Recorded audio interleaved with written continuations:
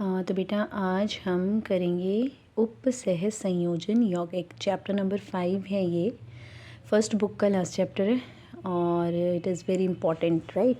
तो एक बार इसका मैं आपको माइंड मैप दिखा देती हूँ। माइंड मैप पे देखो, इसमें हमारे पास जो है ये 6 मार्क का चैप्टर है और बड़ा इजी है। इजी से इसमें डेफिनेशंस वगैरह हैं, ठीक है। This is the mind map of उपसह संयोजन यौगिक। तो इसमें से आपको डेफिनेशन आ जाती हैं, 2 तो डेफिनेशन आ जाती हैं कई बार, या IUPAC नेमिंग आ जाते हैं। तो सबसे पहले आपको उपसह संयोजन यौगिक क्या होता है, इसमें समन्वय मंडल या फिर उपसह संयोजन सत्ता क्या होती है, ठीक है। फिर है उपसह संयोजन संख्या क्या होती है, बहुफलक क्या होता है, लिगेंड, टाइप्स ऑफ लिगेंड, एक दंतुर, बहुदंतुर, उभय दंतुर, कीलेट लिगेंड, ठीक है। IUPAC नामकरण क्या है, होमोलिप्टिक संकुल, हेट्रोलिप्टिक संकुल। इट्स वेरी इजी, एक एक नंबर की डेफिनेशंस आ जाती हैं। फिर इसमें 3 आपकी जो हैं थ्योरीज़ हैं, 3 सिद्धांत हैं। पहला है आपका वर्नर का सिद्धांत, ठीक है। सबसे पहले वर्नर ने ही बताया था भी इसके बारे में, सहसंयोजन यौगिकों के बारे में। दूसरा है बैलेंस बॉन्ड थ्योरी, से VBT भी कहते हैं, संयोजकता आबंधन सिद्धांत। और तीसरी है CFT। तो क्या होता होगा CFT? क्रिस्टल फील्ड थ्योरी है ये, राइट। तो इसे क्रिस्टल क्षेत्र विपाटन सिद्धांत भी कहते हैं। तो 3 थ्योरीज़ दी हैं उपसह संयोजन यौगिकों की। ये तीनों थ्योरीज़ भी आपको थोड़ा थोड़ा यानी पढ़ लेना है, ठीक है। फिर आपको कंपैरिजन आता है। मोस्टली क्वेश्चन आपको VBT पे आते हैं। आपको 2 कंपाउंड्स दे देंगे और पूछेंगे कि बताओ इनके गुणों के बारे में। तो देखिए क्या होता है उपसह संयोजन यौगिक। हम कोई एक ले लेते हैं। सपोज़ आपके पास है ये वाला Fe, इसमें एक मेटल होती है। तो it is the story of a metal, ion और एटम।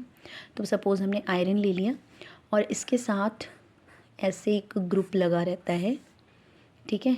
अब ये एक भी हो सकता है, 2 भी हो सकते हैं, 4 हैं यहाँ पर, 6 या 4 होते हैं मोस्टली। तो यहाँ हमने 6 ले लिए। तो जो हमारी मेटल है वो 6 साइनाइड, CN फॉर साइनाइड, तो 6 साइनाइड्स से घिरी हुई रहती है, ठीक है। तो FeCN6 है ये, और इसके आगे लगा हुआ है K4। ये हमारा बड़ा फेमस सा एक उपसह संयोजन यौगिक है। इसके बारे में काफ़ी क्वेश्चंस आ जाते हैं। तो अब इसमें Fe क्या होती है, जो हमारा सेंट्रल में मेटल है, इसको हम बोलते हैं केंद्रीय धातु। क्या बोलते हैं इसको हम? केंद्रीय धातु, ठीक है। ये परमाणु भी हो सकता है, आयन भी हो सकता है, ठीक है।